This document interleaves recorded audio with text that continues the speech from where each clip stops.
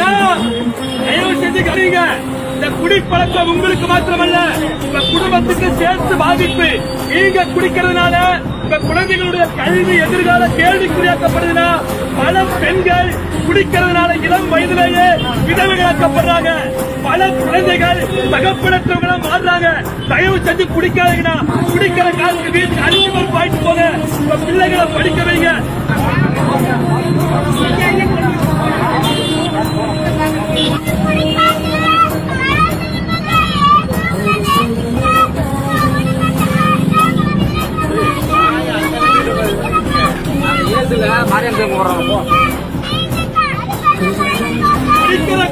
இந்த மாதிரி பல குழந்தைகள் உங்களுக்கு இருக்குன்னா, தயவு செஞ்சு சொல்றேன், இந்த வயசுல குழந்தைகள் உங்களுக்கு இருக்கலாம்.